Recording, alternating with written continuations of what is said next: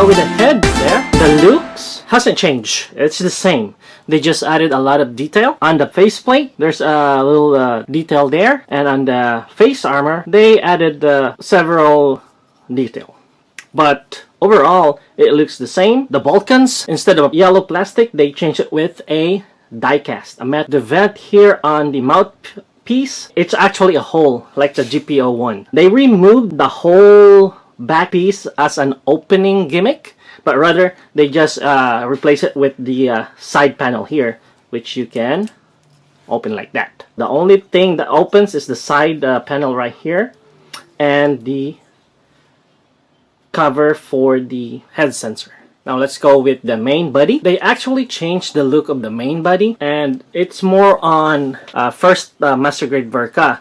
It's almost the same on the shoulder part, but on the right here on the vent, this is a new design. Since usually RX-78 and the Mark II, the inner part of the vent frame is wider and the outer part is narrower. This one is vice versa. And also the original RX-78 in the anime and the model kit, the vent frame is not designed like this. In the back right there, if you wanna install the LED or remove the LED part, you actually have to remove this piece right here, and then you have to remove this upper part, because that's where the LED is being placed. So it's on right now.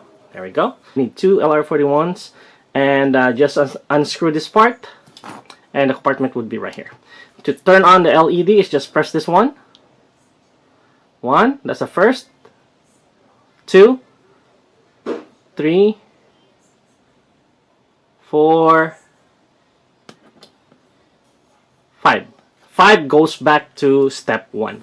To turn it off, press this long press. There we go. This is the neck part right here. It actually has a piston, just like the GP01, a piston gimmick. And this is where the LED lights up. LED, to install it, make sure the switch is facing down and the front LED should be facing forward. There we go.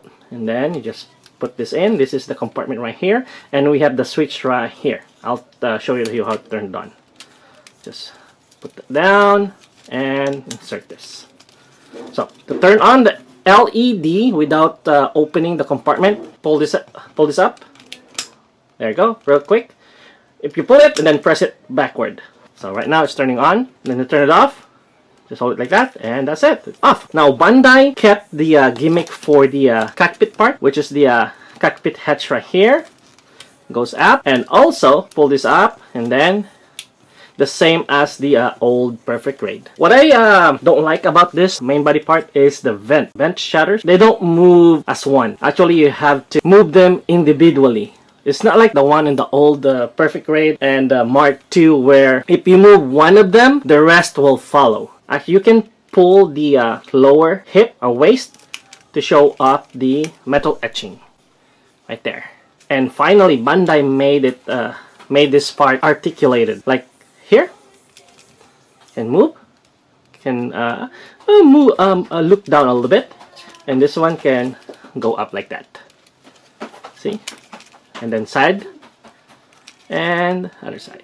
So yeah, this is a very well articulated. And the shoulder also, we have a butterfly articulation and reverse butterfly articulation, right? Also, another good additional detail is the 3D sticker that that Bandai included, which is pretty awesome. Now on the shoulder and the arm and hands, still there's a similarity, but it's way different. It is well detailed. Already installed all the stickers, by the way. The shoulder armor, it still has the same gimmick where the front and back plate can be moved. What they added is this lower part. You can actually, there you go, move this like that, or like that. Also, the vent on this part right here, they included the metal etching. On the original one, it's just a plain plastic. Now, on the arm, the shoulder joint, Bandai actually removed the quad piston gimmick in this area right here. Bandai added an opening panel here in the front. Usually on the original one, it's plain white. And on the back, on the original one, there's an opening panel here, but Bandai removed it. Now, on the articulation, It still can bend perfectly, just like the original one, but the piston gimmick, like the piston here and the piston right there, is missing. Bandai totally removed it. There is a gold chrome piece on the joint right here. Now on the lower arm, two-tone, we got the dirty white and then a plain white right here. The opening panel on the outside part of the lower arm has been removed, but rather Bandai put the opening panel inside the lower arm right here. There we go. So Bandai decided just to put the opening panel on the inside part to show the piston for the wrist. It's semi-functional. There we go. This part right here is fixed. Now the hand, the wrist part, this thing moves just like the original. There. And also here, the joint, the ball joint for the wrist moves. Now, the thing that I don't like about this is that Bandai decided to do a fixed hand. If you want an open hand, you have to remove this and exchange it with the open hand. And the hand came in 3 pieces. We got the chrome, we got the gray, and we got the cover right here, which is a dark grayish blue. It's not a die cast. Now we got the backpack and the Beam Saber hilts. The backpack, again, it's a very detailed backpack compared to the old Perfect Grade.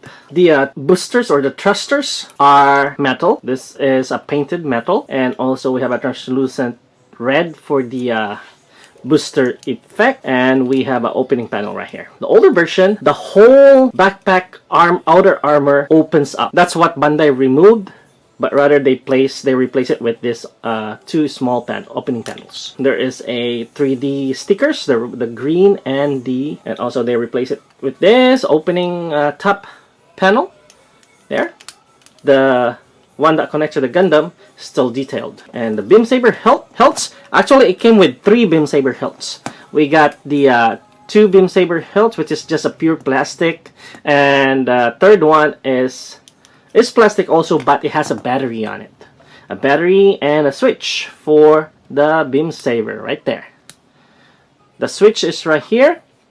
You just push up to turn it on and push down to turn it up. This is for the Beam Saber. You put the Beam Saber here, press this, it turns on. There we go. Pull it out. And then you can put this in. It's also served to light up your thrusters. Turn it on, and there we go. To turn up, again, pull it down. There we go, and it's off. We have the waist part or the hip part. Same silhouette of the original model kit, but again, this is a well detailed, and the front skirt armor and back skirt armor, side skirt armor. The white piece is actually two-toned compared to the original one. There's only white, one color, which is pure white. Inner part of the front skirt is dirty white or gray, very light gray, and the outer part right here is pure white. So it's a two-tone color. And the utility container, I call it utility container for the RX-78. Utility containers here has photo etching also, and same thing as the original one. You can open this up right there. The front armor right here, Bandai added the opening panel. Same thing as the V sign right here. It moves. I don't know what's the purpose of this, but it moves. Same as the original one. Now on the back, I think Bandai downgraded, because in the original one, this piece right here, this lower armor piece, it slides down so that you can put the beam rifle. But rather, Bandai decided with this swiveling peg. There you go. Just circle it around. You have a peg right there. And to hide it, circle it around like that. So this is the cockpit. It's almost the same as the original one, but this one is a little bit way smaller. But at least, yeah, it's the same three-tone color. We got the dark gray, we got the red and blue, same as the original one. Big difference among the two is that this cockpit module can open. There we go. You can open it up, and then you can actually remove Amuro inside from the cockpit. Whereas in the original one, you have disassembled it. And of course, I painted the cockpit. I put some chrome as to mimic the monitor, and color the scope. You can actually move down the scope. There you go. And then you can move it up. There. Next up are the two legs and the feet. Now, articulation. Let's go with articulation. Articulation is pretty articulated, just like the original one. Again, the only missing is the piston gimmick here. There's no piston gimmick. You won't see the piston there on the joint. Even here, you won't see. This piston right here, it's for the supposed to be for the ankle, but it's not really connected to the ankle. Rather, it's connected to the second joint for the knee. So no piston gimmick, but it's way articulated. So this is the articulation of the lower foot. The lower foot, I mean, the original already had the you can actually move the front part of the foot and the back part of the foot. What Bandai added is this tip part, which is now articulated. There. Now on the gimmicks, on the opening panels, the original one used to have an opening panel here. The whole panel here opens up, and also the back panels here opens up. Bandai removed that. What Bandai decided to do is they put small opening panel here, the back, and also a small panel here in the front. There you go. And a panel opening here on the knee armor. Panels, rather, since there are two opening panels there. And Bandai kept the side panel. Same thing as the original one. But the original one, the whole armor piece here opens up. Both sides opens up. And Bandai added a opening panel on the ankle armor piece right here. See this? This actually opens up. There. And the tip of the foot, or the part of the toes, cycle toes, there's an opening panel. Now on the shield, this thing looks way better than the original one. It's based on the origin, and the inner part, it's actually a two-piece plastic. Bandai added a lot of extra detail for this.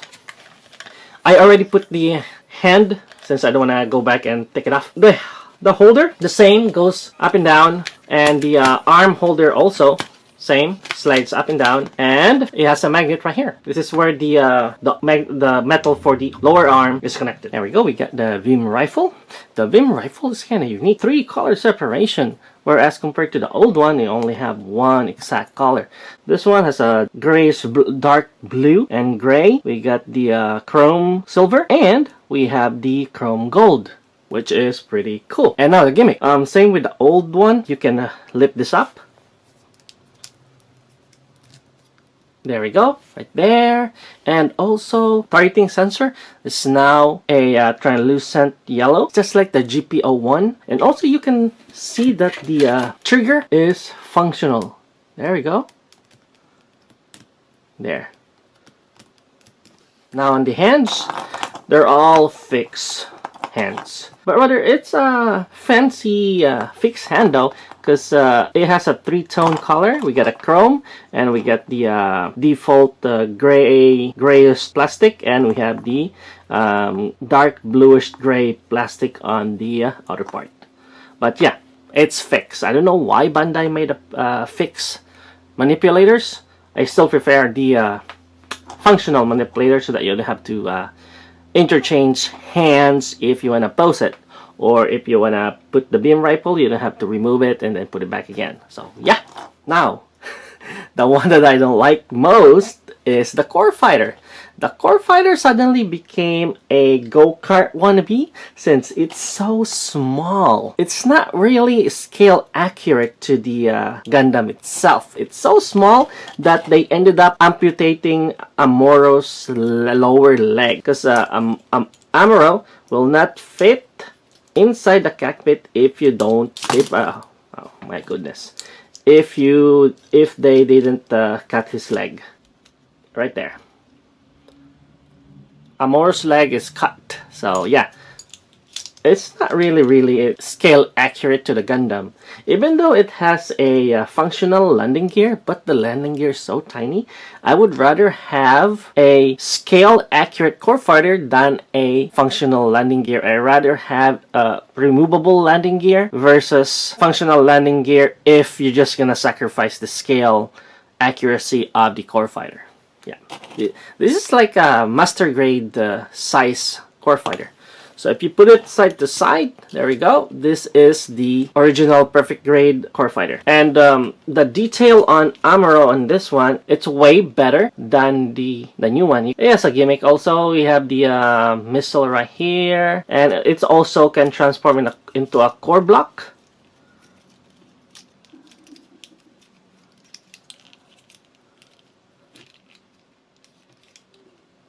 There.